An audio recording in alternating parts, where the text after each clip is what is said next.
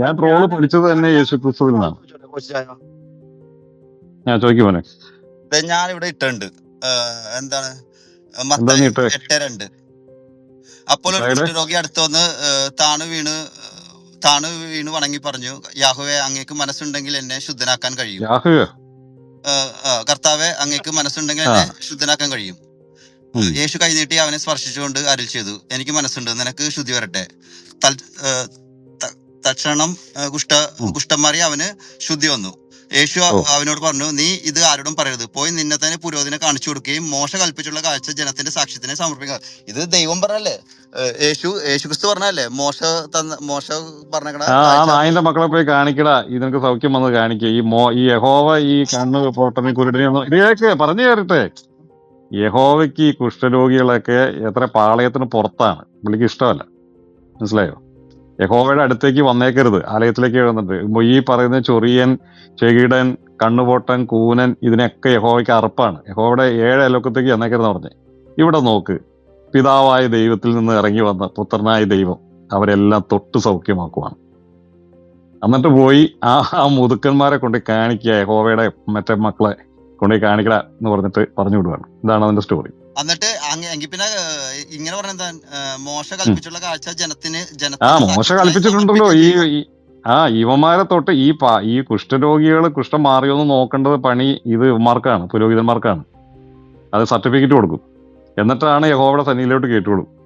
ഇവിടെ അങ്ങനെയല്ല. ഇവിടെ യഹോവയ്ക്ക് തീണ്ടലുള്ളൂ. ഇവിടെ ഞങ്ങളുടെ കർത്താവ് പോയി തൊടുകയാണ്, തൊട്ട് സൗഖ്യമാക്കും. അതാണ് ഞങ്ങളുടെ ഇഷ്യൂ.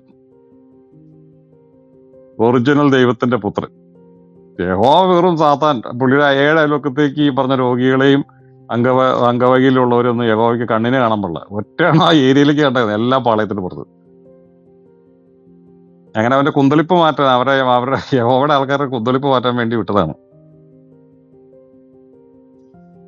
ഞാൻ അടുത്ത ചോദ്യം ചോദിക്കും. ഓരോന്നോരോന്ന് കയറി കയറിയോ.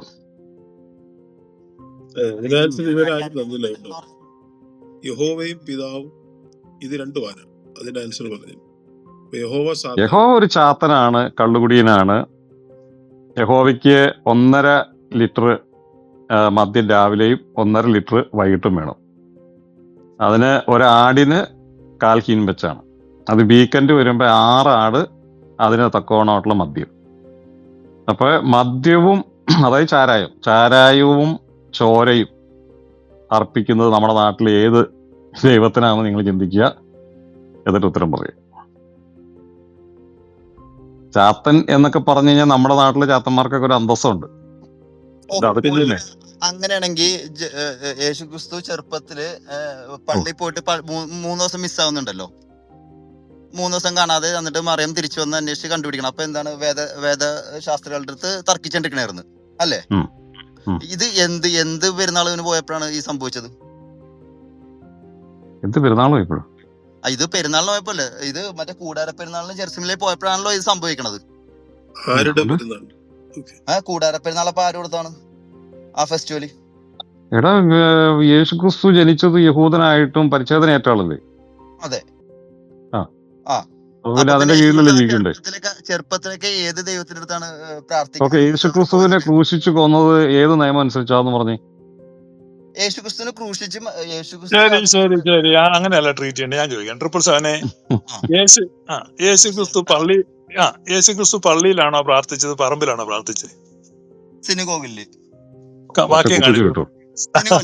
പിന്നെ മലമുകളിൽ പോയി പ്രാർത്ഥിച്ചിട്ടുണ്ട്. അതെന്തിനാ പള്ളി പ്രാർത്ഥിച്ചെന്ന് വാക്യം കാണില്ലേ? സിനഗോഗിൽ പ്രസംഗിക്കാൻ പറമ്പിൽ പ്രാർത്ഥിക്കായിരുന്നു. പറമ്പിലാ പ്രാർത്ഥിച്ചേ. അല്ല, അത് പ്രാർത്ഥിക്കുന്നത് വേണ്ടിയായിരിക്കും മലമുകളിൽ അല്ലെങ്കിൽ അതുപോലെ വിജനമായ സ്ഥലത്ത് വരുന്നത്. അതല്ല വാക്യം വെക്ക്, സിനഗോഗിൽ പോയി പ്രാർത്ഥിക്കാനുള്ള വാക്യം വെക്ക്, അതാണ് ചോദ്യം. അല്ല, പ്രാർത്ഥിക്കാനല്ല, സിനഗോഗില് യഹൂദരുടെ ആചാരം അനുസരിച്ചാണല്ലോ ചെറുപ്പം തൊട്ട് വളർന്നതും ആ ഒരു സംഭവത്തിലാണല്ലോ പോയിക്കൊണ്ടിരുന്നതും. അതിപ്പോ നമ്മുടെ നാട്ടില് ഞങ്ങളുടെ കൂട്ടുകാരെല്ലാം പെസക ആചരിച്ചത് എന്താന്ന് പറയെങ്കിൽ, പെസക ആര് കൊടുത്ത നിയമമാണ്? ഇത് തലമുറകളോളം ഇത് തന്നെയല്ല കഴിഞ്ഞ ആഴ്ച നിന്നോട് തന്നെയല്ലേ പറഞ്ഞേ പെസക ആചരിച്ച്. ഏത് പെസക ആചരിച്ച്? ഏത് പെസക ആചരിച്ചത്? 6 പെസക ആചരിച്ചത്? അത് നീ പറ. ഇതേ കാര്യമാണ് ബാക്കിയെല്ലാം പറഞ്ഞു. അതെ കഴിഞ്ഞ എല്ലാം നടന്നിട്ട് നീ എന്നിട്ട് ഞാൻ വിളിച്ചിട്ട് പോയതാന്നല്ലേ കഴിഞ്ഞ ആഴ്ച. ആ അതിപ്പോ അങ്ങനെ പറയാലോ. ഞാൻ പറഞ്ഞപ്പോ അത് പിന്നെ പറയാൻ സംസാരിക്കാൻ നല്ലൊരു കാര്യം ചെയ്യട്ടെ. അത് കഴിഞ്ഞ ഒത്തിരി അന്ന് അത് തന്നെയായിരുന്നു മടുത്തു കേട്ടിട്ട്. നമ്മുടെ ചെറു പെസകയും വലിയ പെസകയും നമ്മുടെ എന്നിട്ട് പെസക കുഞ്ഞാട് എന്താണെന്നും എന്നിട്ട് പെസക നമ്മുടെ പുതിയ ആൾക്കാർ കൊടുത്തത് നമ്മുടെ ഏയോണോ കൊടുത്തത്. എന്നാ പിന്നെ ഏഴെണ്ണം. 53 എഴുതിയിരിക്കുന്നു, ഞങ്ങൾ കേൾപ്പിച്ചത് ആര് വിശ്വസിച്ച് യഹോവയുടെ ഭുജം ആർക്ക് വെളിപ്പെട്ടിരിക്കുന്നു. യഹോവയുടെ ഭുജമാണല്ലോ ക്രിസ്തു.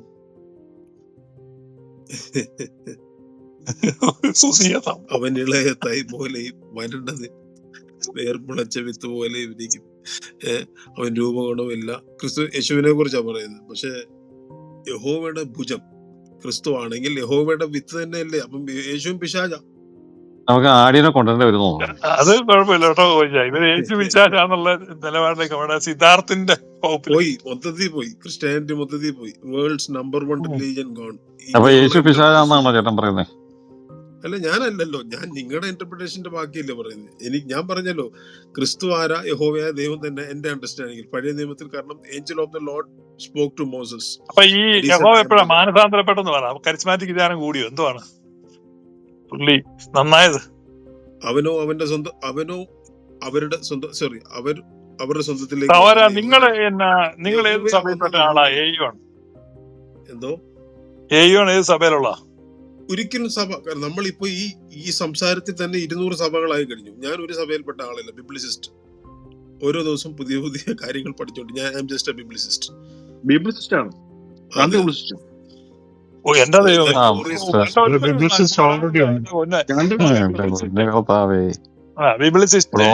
ഓരോരുത്തരെ കൊണ്ട് തയ്ക്കാൻ വയ്യിരിക്കും. ബിബ്ലിസിസ്റ്റ് ഈ ഗലാത്യ ലേഖനം 6-ാം അധ്യായത്തിൽ ജഡത്തിന്റെ പ്രവൃത്തികൾ എന്ന് പറഞ്ഞ ഒരു ലിസ്റ്റ് ഉണ്ടല്ലോ, അത് അറിയോ? 5-ാം അധ്യായത്തില്. 5-ാം അധ്യായത്തില് പാസ്റ്റർ പറയോ. അതറിയാവോന്ന് ഞാൻ ചോദിച്ചു. അറിയത്തില്ല, ഞാൻ പറയാം. അറിയാം. അതെന്നാക്കെയാ? ഞാൻ വായിക്കണോ? ജഡത്തിന്റെ പ്രവൃത്തികൾ: ദുർനടപ്പ്, അശുദ്ധി, ദുഷ്കാമം, വിഗ്രഹാരാധന, ആഭിചാരം, പക, പിണക്കം, ജാരശങ്ക, ക്രോധം, ശാഠ്യം, ദ്വന്ദ്വവർഷം, ഭിന്നത, അസൂയ, മദ്യപാനം, വെറുക്കുത്ത്. 14 ഈ 14 ജഡത്തിന്റെ പ്രവൃത്തികളും ആത്മാവിന്റെ ഫലം എന്ന് പറഞ്ഞ 7 ലിസ്റ്റ് ചെയ്യുന്നുണ്ട്. 7ഉം 14. അപ്പൊ 9 ആത്മാവിന്റെ. അപ്പൊ എന്നാ പറയുന്നത്, ഈ ജഡത്തിന്റെ ഈ പ്രവൃത്തികളെല്ലാം യഹോവയിലുണ്ട്. പഴയ നിയമത്തിൽ നമ്മൾ എല്ലാം കാണാം. എങ്ങനെ ഒക്കുന്ന നെയ്യാണ്? അപ്പൊ അങ്ങനെയാണ് പുള്ളി യേശു ആണെങ്കിൽ പുള്ളി ആദ്യം മാനസാന്തരപ്പെടണം. ഇപ്പൊ യഹോവ എപ്പോഴാണ് മാനസാന്തരപ്പെട്ടെ? നന്നായത് എപ്പോഴാണ്? എങ്ങനെയാണ്? വെള്ളത്തിൽ മുങ്ങിയപ്പോഴായിരിക്കും ഒരുപക്ഷെ. യോർദാൻ. അങ്ങനെയല്ല, പുള്ളിയെ ധ്യാനിപ്പിച്ചാരാ? അപ്പൊ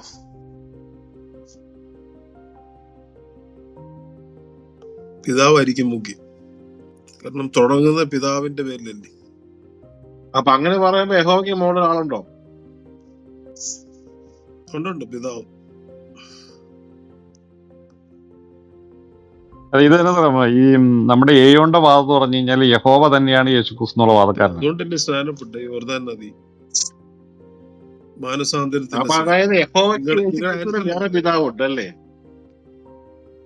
അല്ല, അങ്ങനെയല്ലെന്നീ. മനസ്സിലായോ? നല്ലതെന്തൊക്കെ ഞാൻ പറഞ്ഞുതരാം. ഞാൻ ഒന്ന് ഹോൾഡ് ചെയ്യണം കേട്ടോ. ഇവിടെ ഒരുപാട് ടൈപ്പ് വരുന്നോണ്ടേ. അതല്ല, ഇവിടെ വേറെ നമ്മുടെ ഈ നല്ലതന്തയോടൊന്ന് പറഞ്ഞു കൊടുക്കട്ടെ. അതായത് നല്ലതന്ത നമ്മുടെ ഈ യഹോവ പിതാവാണെന്നുള്ള വാദമല്ല പുള്ളിയുടെ യേശുക്രിസ്തുവിന്റെ പിതാവ് വേറെ പിതാവ് തന്നെയാണ്. ഈ യേശുക്രിസ്തു യഹോവ തന്നെയാണ് ഈ യേശുക്രിസ്തു എന്നുള്ളതാണ് പുള്ളിയുടെ വാദം. അതായത് പഴയ നിയമത്തിൽ കാണുന്ന യഹോവ പോക്കിരിയായിട്ട് അതെ പോക്കിരിയായിട്ട് നടന്ന ആ പുള്ളി മാനസാന്തരപ്പെട്ട് ഇനി കുറച്ചു കാലത്തേക്ക് ഇതൊന്നും വേണ്ട, വാളൊക്കെ മാറ്റി വെച്ച് ഒരു മിടുക്കനായിട്ട് വന്നേക്കണേ, അങ്ങനെ ഒരു സംഭവമാണ് പുള്ളിയുടെ. പണ്ട് നമ്മുടെ ലോറൻസ് ഫാസ്റ്റ് ഇതാർന്ന് എടുത്തത്. പിന്നെ പുള്ളിയെ ട്രിനിറ്റി പിടിക്കാൻ വേണ്ടിയിട്ട് പുള്ളി അത് മാറ്റിയിട്ട് യഹോവ തന്നെയാണ് യേശു. ഇത് അത് പോയല്ലോ നമുക്ക് തീരുമാനിക്കാം. ഇത് നമ്മൾ ഒത്തിരി ഇതിന്റെ യഹോവ മാനസാന്തരപ്പെട്ടോ? യേശുക്രിസ്തു വെള്ളത്തിൽ മുങ്ങി മാനസാന്തരപ്പെട്ടു. കറക്റ്റാ. അതായത് യോഹന്നാന്റെ മാനസാന്തരത്തിലൂടെ പുള്ളി യഹോവ പാപങ്ങളെല്ലാം ഏറ്റു പറഞ്ഞു. യേശു ക്രിസ്തു. അതെ അതെ അതെ അതായത് അതായത് കറക്റ്റാ. നിങ്ങളുടെ വാദം വെച്ചാ ഞാനീ പോകുന്നത് കേട്ടോ. Okay, correct. അല്ല, ഇത് വാദമൊന്നുമല്ല, ഇത് കറക്റ്റ് കാര്യമല്ലേ ചേട്ടൻ പറയുന്ന അനുസരിച്ച്. കാരണം പഴയ നിയമത്തിലെ ഈ യേശു അല്ലെങ്കിൽ ക്രിസ്തു മൊത്തം ഉടായ്പാട്ട് എടുക്കുകയാണല്ലോ. വെള്ളവടിയുണ്ട്. അപ്പൊ ഈ പഴയ നിയമത്തില് ഈ കുടുംബമായിട്ട് ഇരുന്ന് നിങ്ങൾ മദ്യം കഴിക്കണമെന്ന് പറയുന്നുണ്ട്. അപ്പൊ ഇവിടെ വരുമ്പോ യേശു ഈ പറയുന്ന ക്രിസ്തുവിന്റെ ശിഷ്യന്മാര് മദ്യപാനികൾ സ്വർഗ്ഗരാജ്യത്തിൽ കിടക്കത്തില്ല എന്നൊക്കെ പറഞ്ഞ് അതിനെ നിരുത്സാഹപ്പെടുത്തുന്നുണ്ട്. അപ്പൊ അതിന്റെയൊക്കെ ഒരു റീസൺ എന്തായിരിക്കും ഇങ്ങനെ പെട്ടെന്ന് പുള്ളിക്കൊരു ഈ കാര്യത്തിലൊക്കെ ഒരു മാറ്റം വരാനായിട്ടുള്ള കാര്യം? ഞാൻ പറഞ്ഞല്ലോ, മാനസാന്തരപ്പെട്ടു, വെള്ളത്തിനകത്ത് പൊങ്ങി വന്നപ്പോഴാണ് നമ്മൾ കാണുന്ന പരിശുദ്ധാത്മാ പ്രാവുന്ന രൂപത്തിൽ വന്നു. അതായത് ഈ പഴയ നിയമത്തിൽ ചെയ്തെല്ലാം തെറ്റായി പോയെന്ന് പുള്ളി ഏറ്റു പറഞ്ഞു. അല്ല, ഒരു ഇടയ്ക്കില്ല ജോബി. അതായത് ഈ പഴയ നിയമത്തിൽ പുള്ളി കാട്ടിക്കൂട്ടിയതൊക്കെ തെറ്റായി പോയെന്ന് പുള്ളിക്ക് ഒരു മാനസാന്തരം വന്നിട്ടുണ്ട്. അതല്ലേ ഞാൻ നിങ്ങളുടെ വാദം പ്രൂവ് ചെയ്യുന്നത്. എന്റെ വാദമല്ല ചേട്ടാ, ഇത് വാദം. ചേട്ടൻ ഇത് കേക്ക്, ഇത് കേക്ക്, ചേട്ടൻ തന്നെയാണ് ഇപ്പൊ പറഞ്ഞത്. ഇത് കേക്ക്, അങ്ങനെ പോകാൻ പറ്റില്ല. ഇപ്പൊ ഈ പഴയ നിയമത്തിൽ ഈ ക്രിസ്തു ചെയ്ത തെറ്റുകളെല്ലാം ഏറ്റുപറഞ്ഞ് പുള്ളി യോഹന്നാന്റെ കീഴിൽ സ്നാനമേറ്റു. പുള്ളി മാനസാന്തരപ്പെട്ട് പുതിയ മനുഷ്യനായിട്ട് മാറി. അപ്പോ അങ്ങനെ വരുമ്പോ ഈ പഴയ കാലത്തെ അതാണല്ലോ, അത് കറക്റ്റ് അല്ലേ ഇപ്പൊ ഇത്രയും പറഞ്ഞ കാര്യം? അത് അങ്ങനെയല്ലേ? അങ്ങനെ പറഞ്ഞേ. അങ്ങനെ പറഞ്ഞേ. അല്ല, ഏതെങ്കിലും ചേട്ടൻ ചിരിക്കുന്നില്ല, നമ്മളുള്ള കാര്യമാണ്, അല്ലാതെ വേറെ വഴിയില്ല ഇതിനകത്ത്. ആ വഴി തന്നെ ഓക്കെ. അപ്പൊ നമുക്ക് കുഴപ്പമില്ല, അങ്ങനെയാണെങ്കിൽ നമുക്ക് കുഴപ്പമില്ല കേട്ടോ. അത് അങ്ങനെയാണെങ്കിൽ വിഷയമില്ല. നിങ്ങളെ അതിനകത്ത് രക്ഷപ്പെടാൻ വേണ്ടി നിങ്ങൾ തമാശിച്ചിട്ട് കാര്യമില്ല. അതായത് നമ്മൾ ഈ ഷഡ്ഡി കീറിപ്പോയിന്ന് കാണുമ്പോ ചുമ്മാ പിന്നെ കണ്ടില്ലടാ അങ്ങനെ പറഞ്ഞിട്ട് കാര്യമില്ല. കീറിയത് സമ്മതിക്കുക. അല്ലെങ്കിലേ ഇതൊന്നും അല്ല. ഇത് ഈ അയോൺ അറിയാൻ പാടില്ലാത്തോണ്ടാ. ഓഗസ്റ്റ് 3 പാറേപ്പള്ളിയിൽ ധ്യാനം കൂടാൻ പോയി. അങ്ങനെയാണ് മാനസാന്തരപ്പെട്ടത്.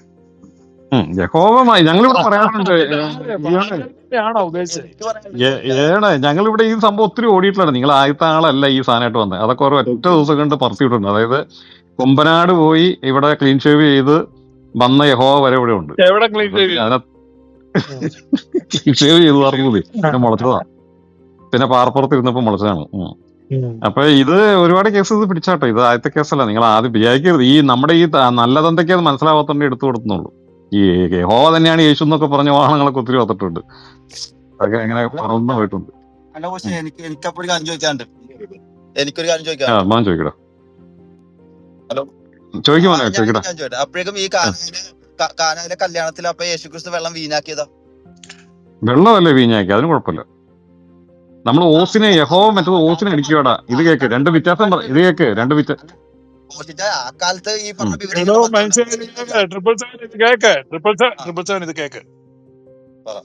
ഈ പാവപ്പെട്ടവനിൽ നിന്ന് ചാരായം മേടിച്ച് മോന്തുന്നവനാണ് യഹോവ. അതായത് മേടിക്കുന്നവനാണ് യേശു, കൊടുക്കുന്നവനാണ്. ഈ കൊടുക്കുന്നവനും മേടിക്കുന്നവനും തമ്മിൽ അന്തരമുണ്ട്. മനസ്സിലായി. ഇത് എല്ലാ ദിവസവും 1.5 ലിറ്റർ വെച്ച് അടിക്കുകയാണ്. 1.5 3 ലിറ്റർ വെച്ച് പുള്ളി ഓസിന് അടിക്കും. അങ്ങോട്ട് മേടിച്ച് അടിക്കുകയാണ്. ഇവിടെ യേശുക്രിസ്തു നല്ല സാധനം കൊടുക്കുന്നു. മറ്റൊരു അധ്വാനത്തിൽ നിന്ന് പിടിച്ചു വലിക്കും.